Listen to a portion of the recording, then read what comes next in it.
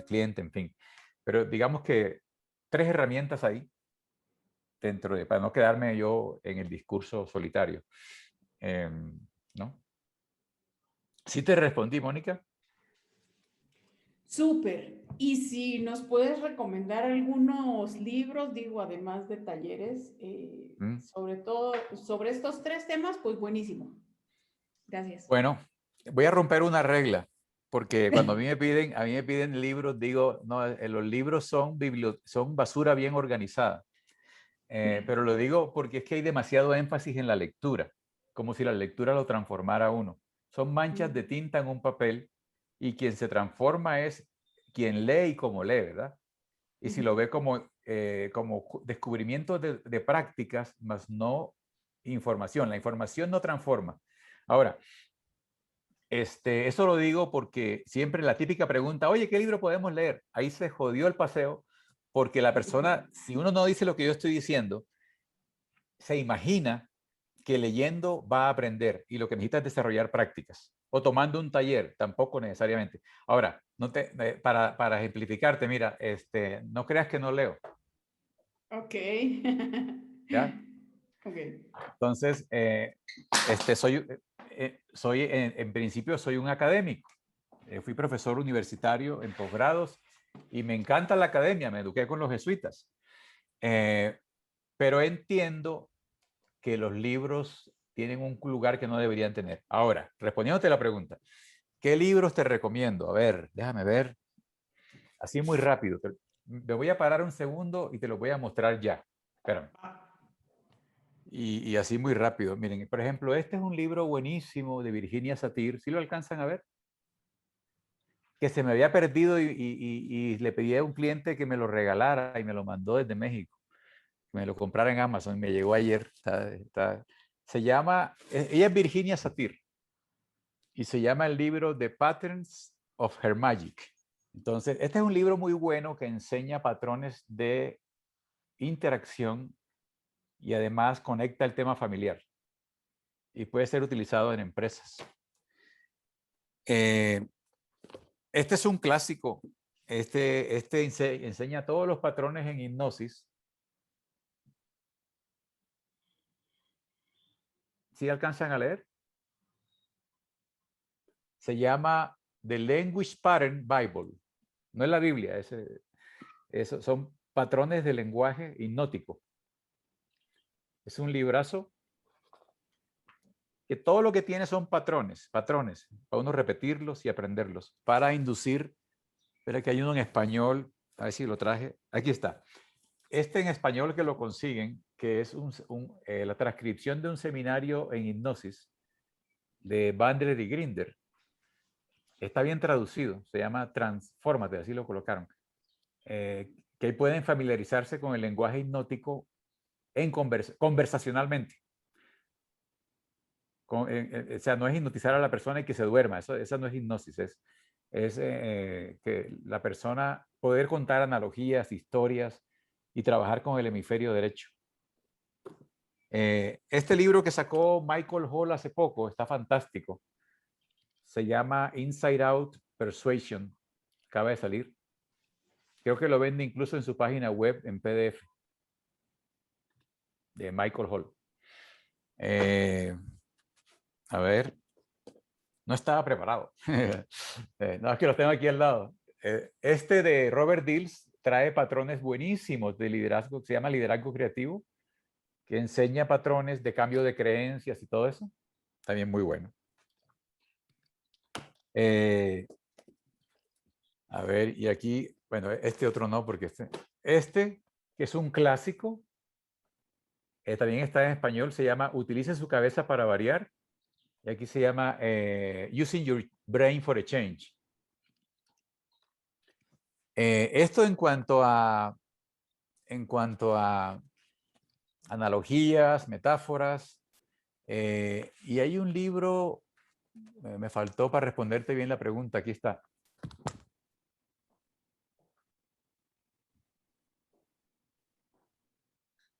En lo que respecta a herramientas cognitivo-comportamentales, este libro es buenísimo y trae muchas herramientas.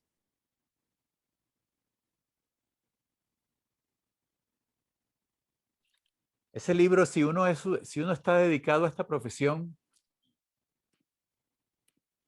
necesita leerlo.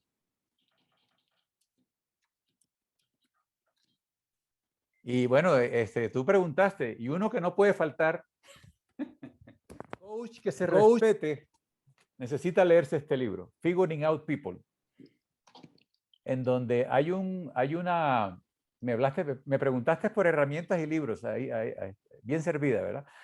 Este es un libro maravilloso, fantástico, se llama Figuring Out People, de Michael Holt, en donde es un dominio que sí, exacto, sí.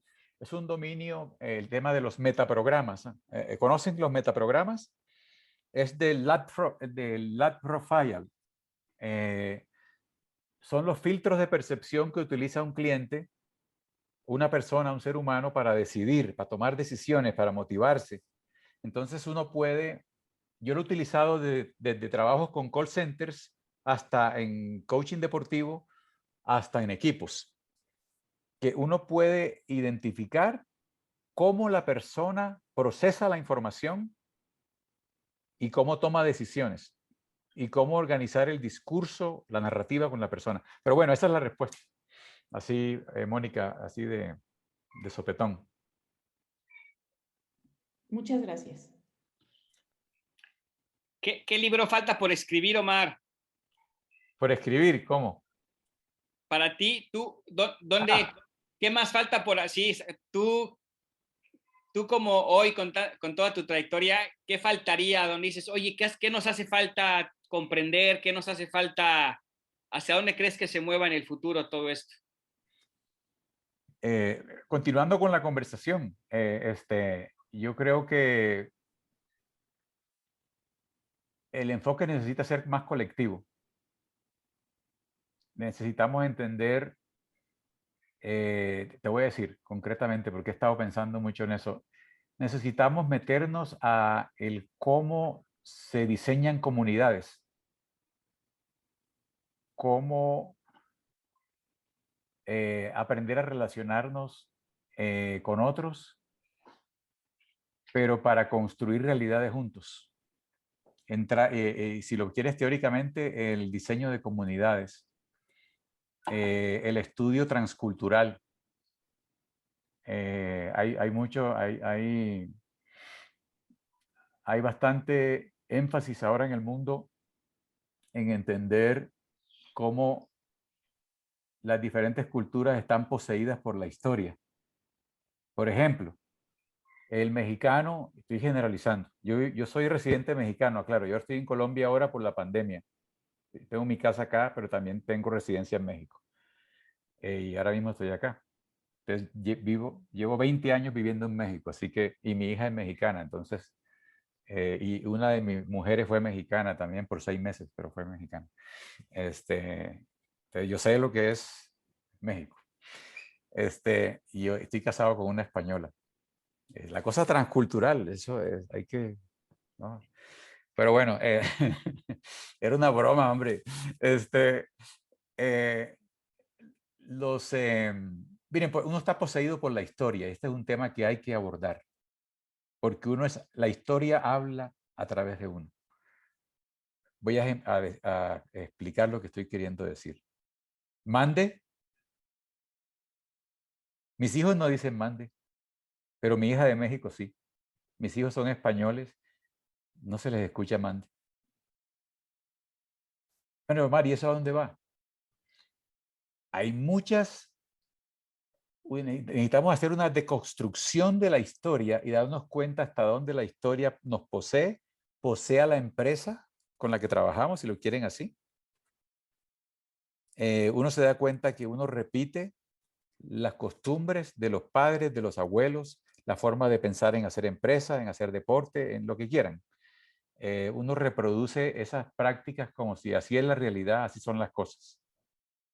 Entonces, no me voy a extender en eso, pero muy importante identificar, estudiar la historia no para conocer el pasado, sino para notar cómo lo reproducimos en el presente. Porque el coach inventa futuros. Conocer literatura. Muy importante la literatura para conocer, más que la psicología, para conocer la naturaleza humana. ¿Quién? Dostoyevsky, por ejemplo. Dostoyevsky nos ayuda a ganar intuiciones.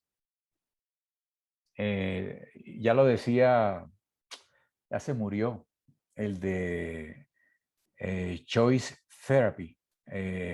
Madre, se me va el nombre y lo quería tanto yo.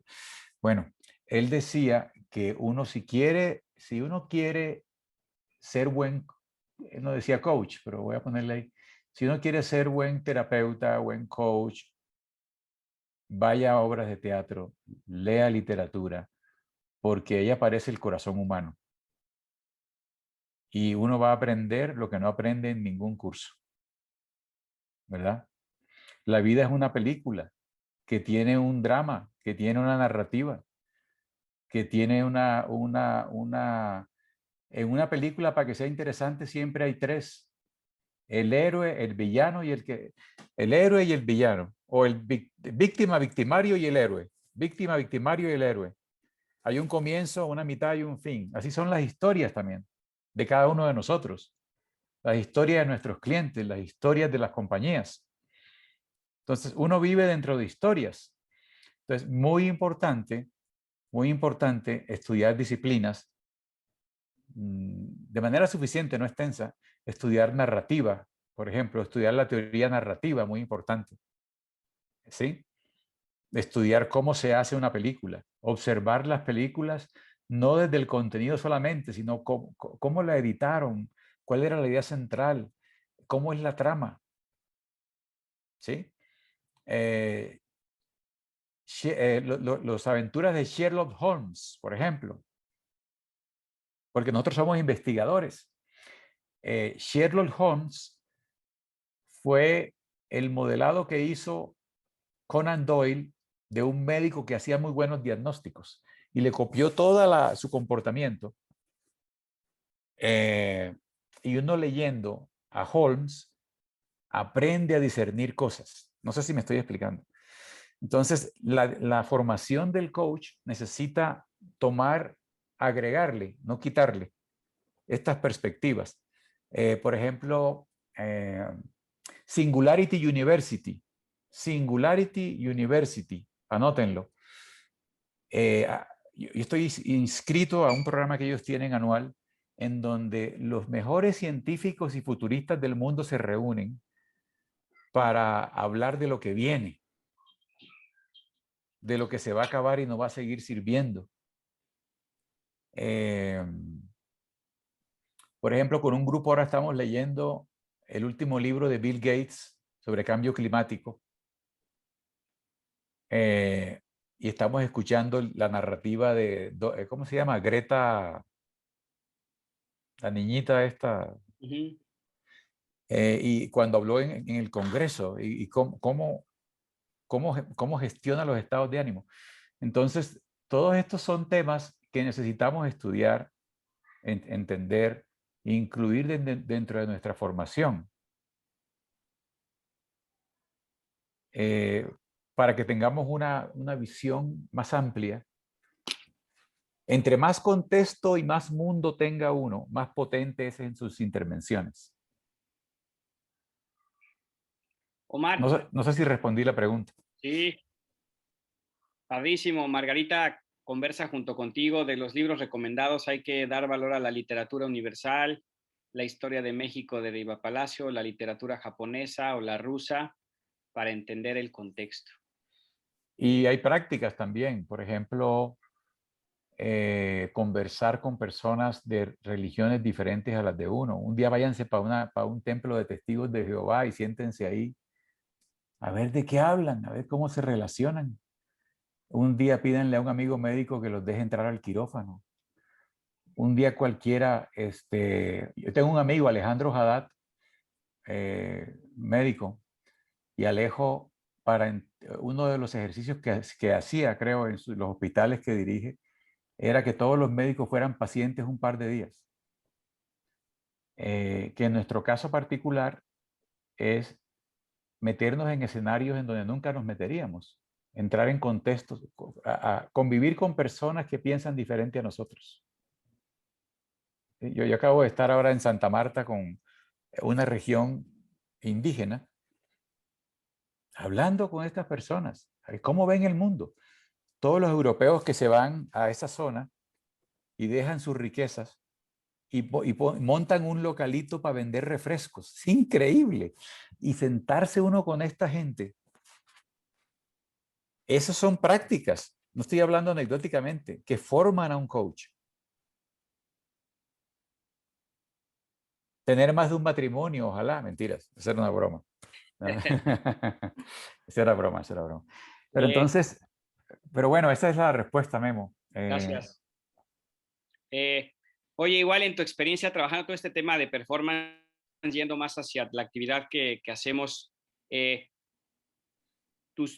sé si pudieras dar tus 2 o 3 principales, no sé si herramientas de cómo le haces, cómo has visto, cómo has comprobado en tu práctica, cómo has visto que logras conectar a esa ejecutiva empresaria hacia el alto nivel, hacia ese deportista hacia el alto nivel, hacia ese CEO. Yo me acuerdo mucho que comentabas mucho el tema de de la fuerza física, ¿no? Que era importante que el ejecutivo estuviera bien físicamente, entre otras cosas que son muy particulares tuyas. ¿Qué le compartirías al grupo de esas herramientas o estrategias que tú utilizas para llevar a tus clientes a ese nivel? Me dices si entendí la pregunta por lo que te voy a decir. Bueno, el tema físico es muy importante, la biología, porque casi todos los altos ejecutivos son cuarentones y de ahí para arriba. Y típicamente son personas, la mayoría, que no comprenden que la biología determina el pensamiento y que después de los 40 hay una cantidad de cosas que el cuerpo no produce. Y todavía hay mucha gente que cree se quedaron con el tema de los maratones y las carreras largas. Entonces, no sé si esa es la pregunta que me estás haciendo. Sí, sí. Parte de lo que casi todos los ejecutivos que trabajan conmigo levantan pesas. Porque las pesas son el único deporte que mantiene los niveles de testosterona altos y por lo tanto mantiene la cognición en buen estado. Sobre todo los ejercicios con piernas, sentadillas, lo que saben de deporte, peso muerto. Algunos corrían maratones. Correr largas distancias deteriora, está comprobado.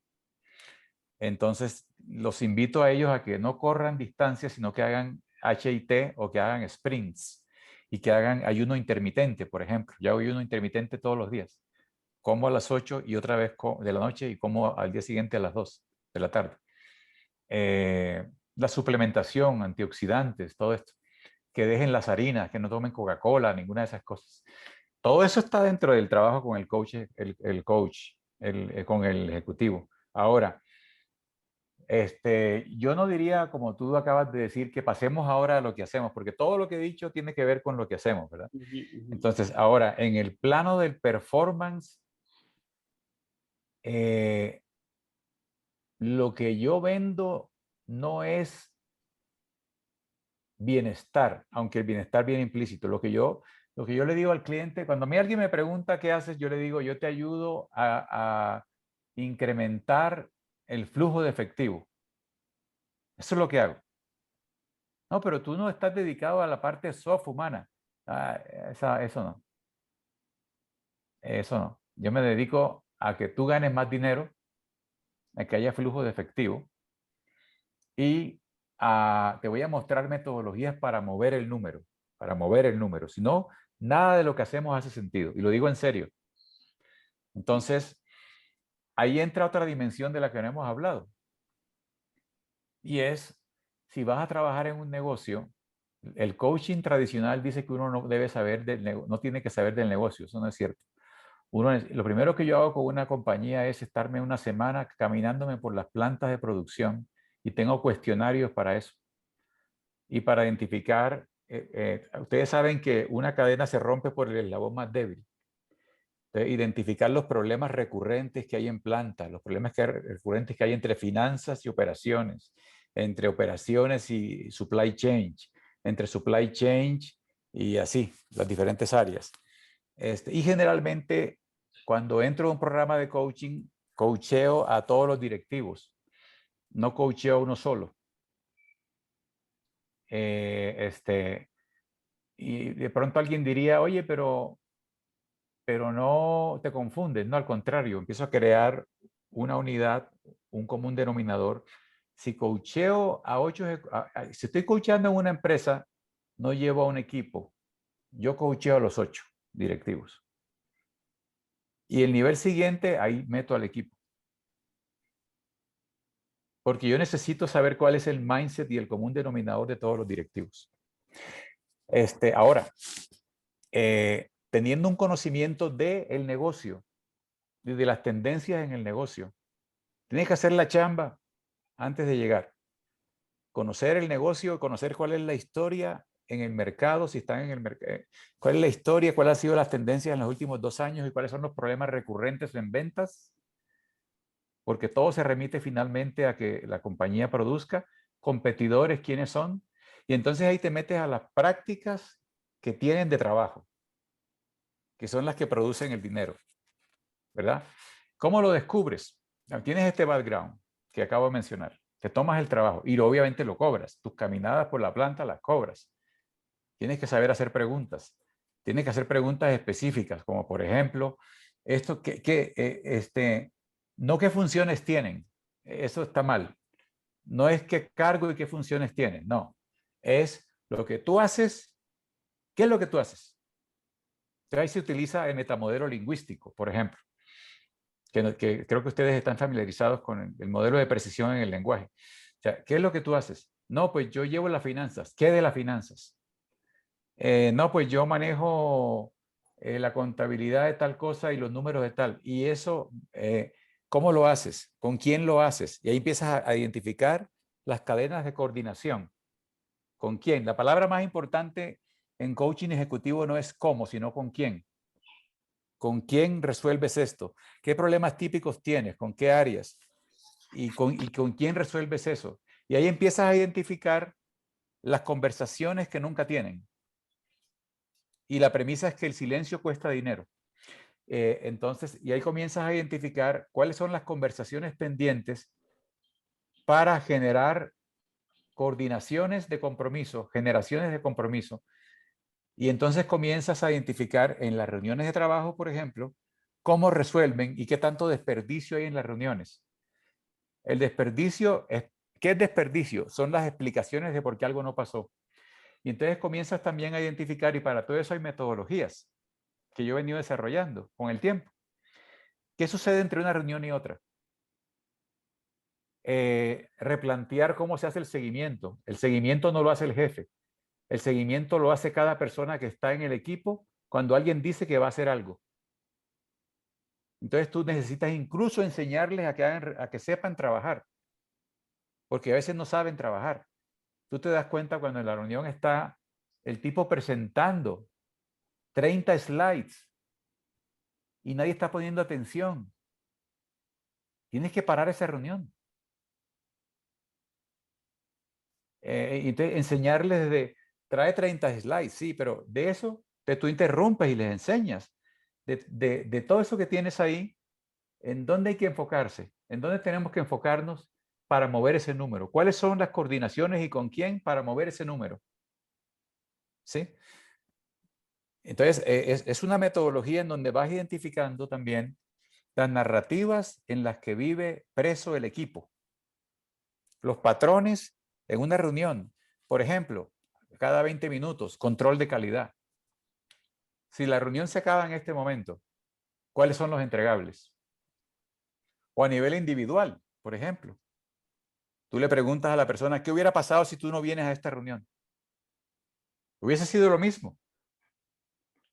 Y si tienes suficiente confianza, ahí está el rapport y todo lo que te he hablado anteriormente, les he hablado anteriormente, es ¿de qué se pierde la gente si tú no vienes a la reunión? Y si uno ya tiene buena confianza y ha trabajado, y yo lo hago hoy en día con Alpina, por ejemplo, en Colombia, una compañía de lácteos, estamos en ese nivel. Ya les digo, por ejemplo, ¿no has hablado en toda la reunión? ¿A qué viniste? No, es que a mí me gusta estar aquí calladito y tal. No, con ese individuo hay que trabajar. ¿Sí?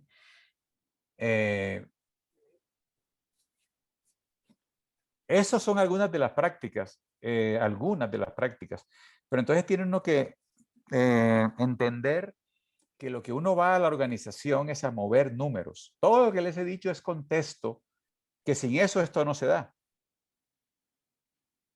Entonces hay gente que todavía cree que lo otro es soft y esto es ya coaching ejecutivo. No. Eso es como, y lo digo con todo el respeto del mundo, no por sonar gracioso ni nada. Un buen amante, un psiquiatra profesor mío en la universidad nos decía que un hombre normal, que una pareja normal se demora teniendo intimidad, haciendo el amor, 48 horas. Y todos decíamos, ¿cómo? Y nos explicaba. Decía, mire, usted comienza desde cómo saluda por la mañana, qué dice, los detalles en el día, las palabras lindas, ¿no?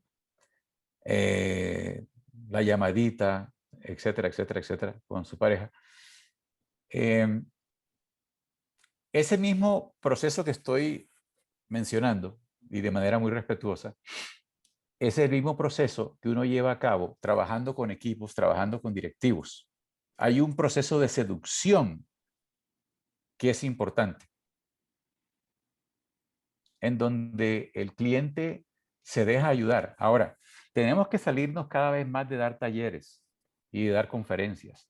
Eso sirve muy poco, 5%, y hay estudios que muestran eso.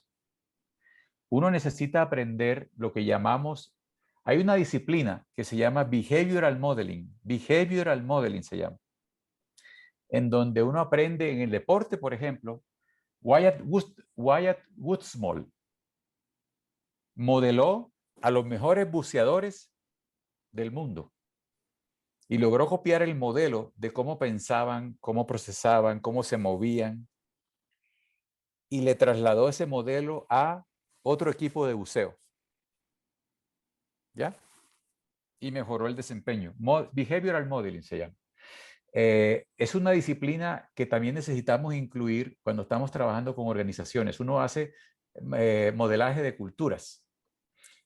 Entonces uno identifica desde las creencias que se encuentran en la narrativa en los equipos, qué comentarios se repiten una y otra vez, qué explicaciones se repiten una y otra vez, y uno va haciendo una taxonomía de las diferentes narrativas que impiden que la organización logre los números. ¿Sí? Les boto otro dato así rápido, hablando de coaching ejecutivo. Edgar Schein hace 15 años hizo un estudio que muy poca gente conoce. El fenómeno era el siguiente. Las compañías hacían reingeniería, cambiaban los sistemas, hacían transformación, alineación, no sé qué estratégico. Y 3 meses así y luego igual. Lo que descubrió Edgar Schein es algo sencillo y complejo. Que las personas cuando hacían reuniones para tomar decisiones, para coordinarse, para lo que sea, porque uno trabaja reuniéndose con otros, si ustedes lo notan en las compañías. Manda mails, lo que sea, pero está con otros. Lo que descubrió Shane es que habían 2 empresas, habían 2 conversaciones, una privada y una pública. La reunión real se tenía en los baños y en los pasillos. La reunión formal en las reuniones. Ejemplo, vamos a invertir en una máquina que cuesta $5 millones. Y habemos 12 ejecutivos. 12 ejecutivos. Y Shane estudió esto por una década.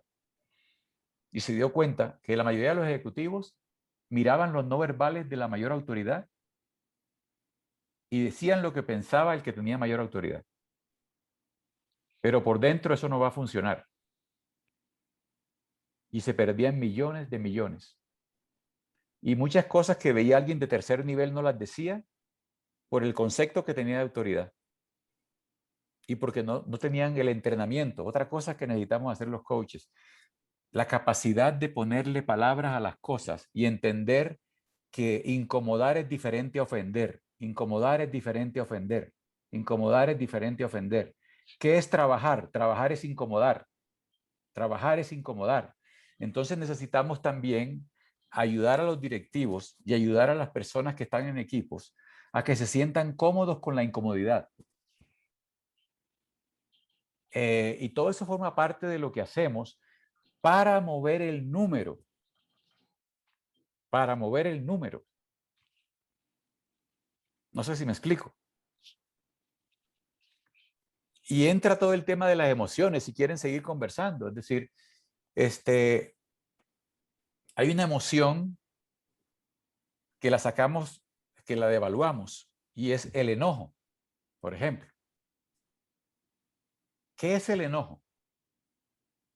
El enojo es la emoción que nos muestra qué es lo que valoramos. Uno no sabe qué valora hasta que no se enoja.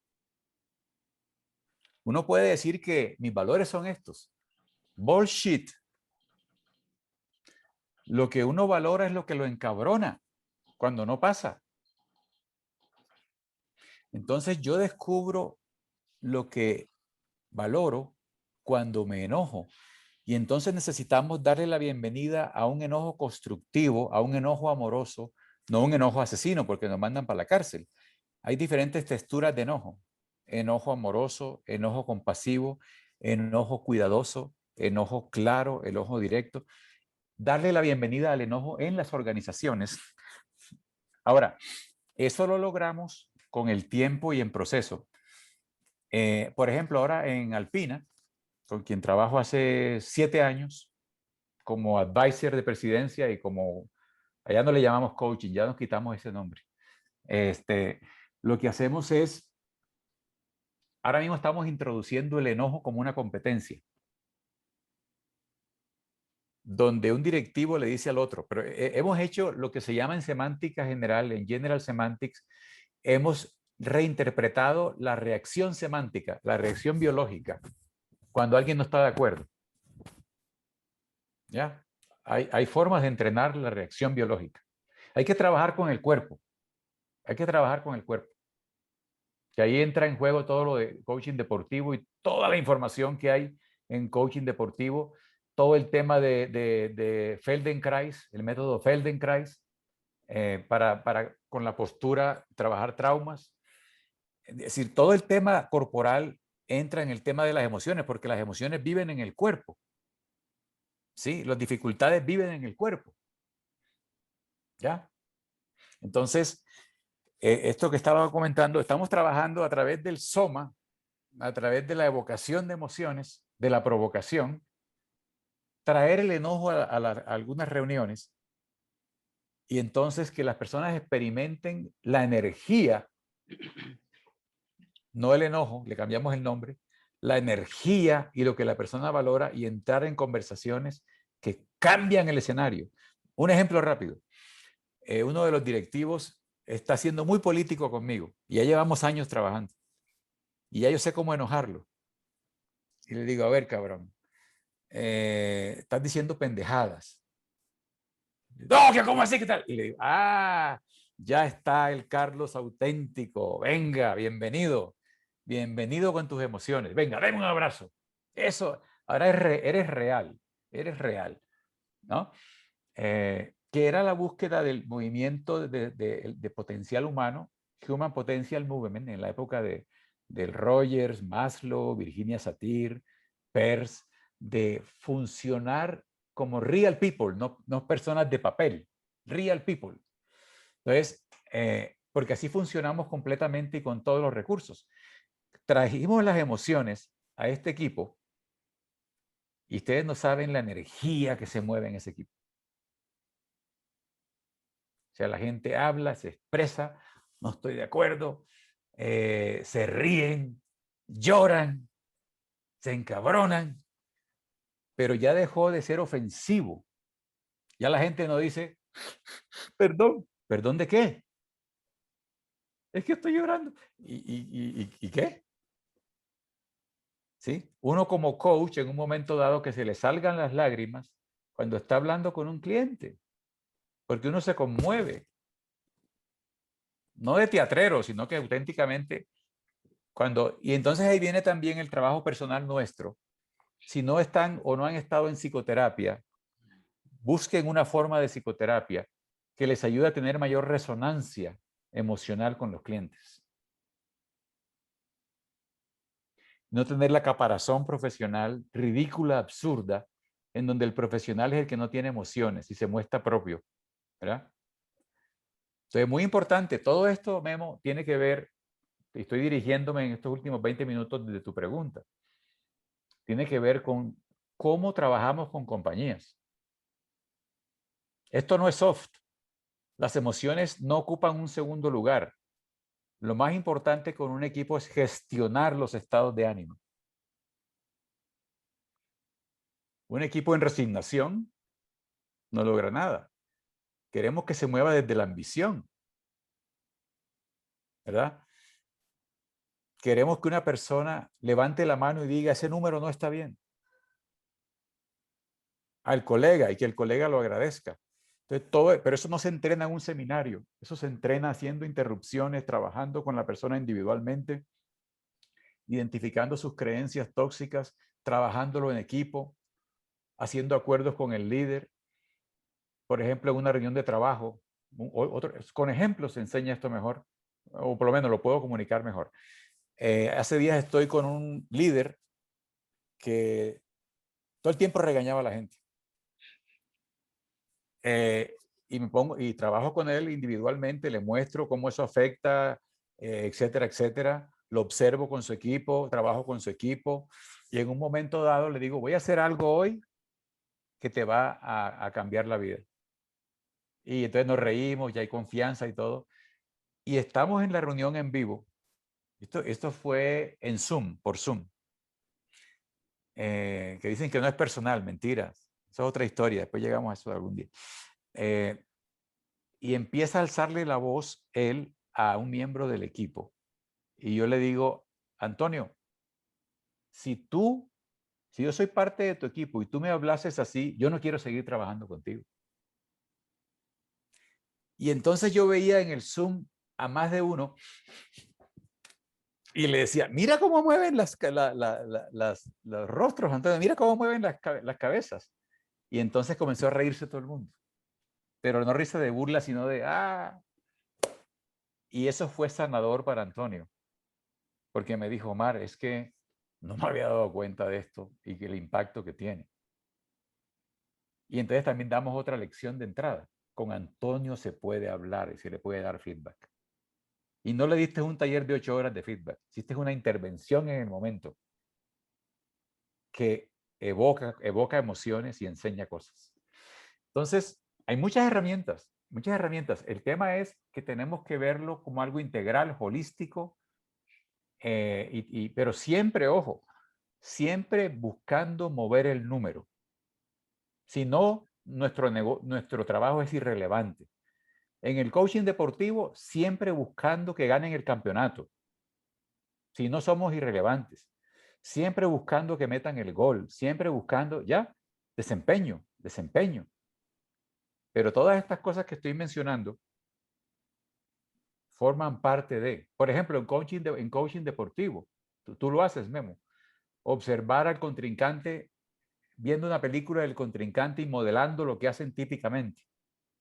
Y luego ellos yendo a la cancha y reproduciendo. Bueno, yo soy Antonio del otro equipo, yo soy Julio del otro equipo. Vamos a reproducir el comportamiento de ellos, vamos a funcionar como ellos funcionan.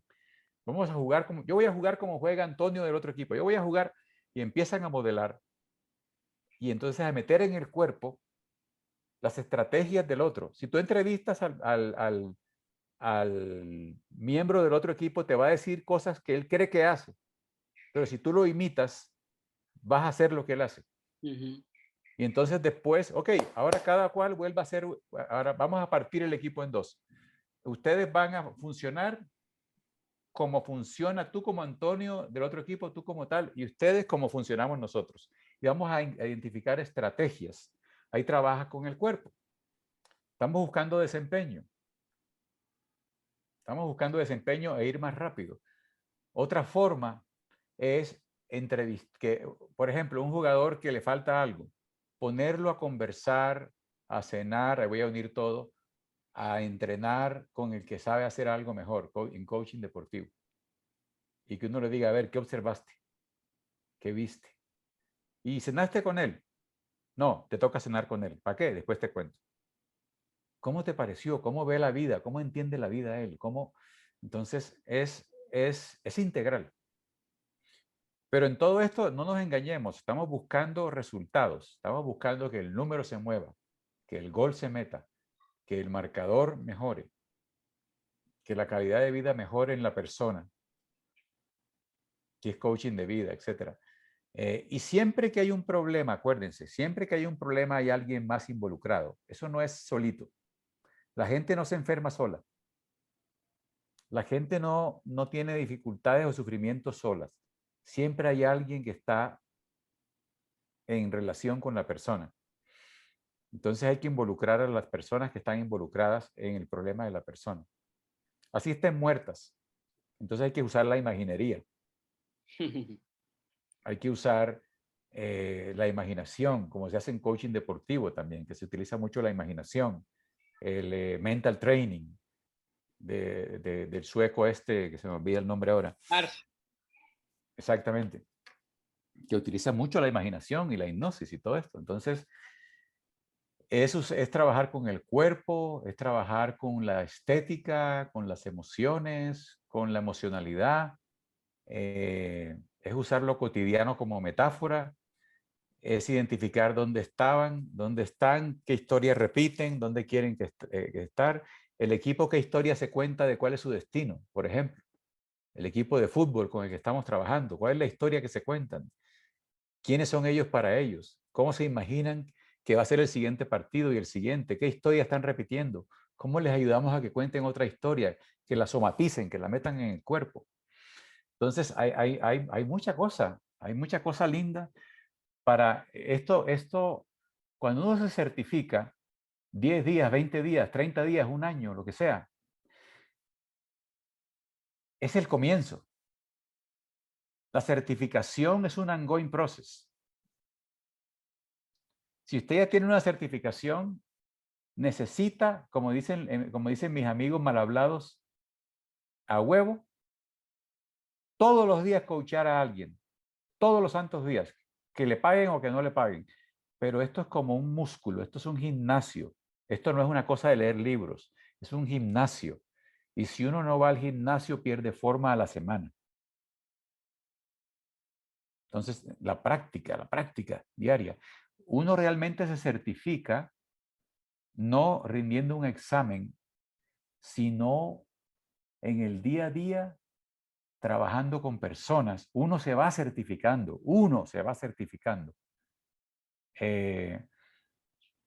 Es un proceso que no termina. Claro. Omar, gracias, infinitas gracias. Hay una pregunta más para ir cerrando, también respetar los tiempos. Nos pregunta Chuck, cuando dices que las personas no se enferman solas o tienen problemas solos, ¿será que a la persona le falta una toma de decisión o cómo lo relacionas con la toma de decisiones o el ser selectivo? Y si no, cualquier cosa que hables, puedes abrir tu micrófono, Chuck. Sí, gracias, Omar. Buenas noches. Buenas Me, noches, me- Chuck. me refiero a la toma de decisión de que no es lo mismo el dolor que el sufrimiento, ¿no? Una cosa lo puedes elegir y otra cosa no. Y en este caso de la enfermedad o lo que estabas diciendo, que no te enfermas solo porque estás correlacionado con los demás, el que te pongas un límite, una toma de decisión de esto no lo acepto, esto no lo quiero, en un proceso de coaching, en un proceso de formación, ¿no?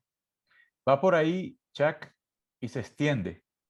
Es decir, tú tienes una historia personal que recuerdas, ¿verdad?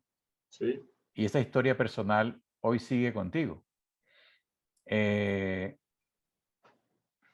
ahí nos metemos en otro campo. Uno escoge, la persona con la que uno está es la persona con la que uno puede estar, no necesariamente la mejor persona para uno.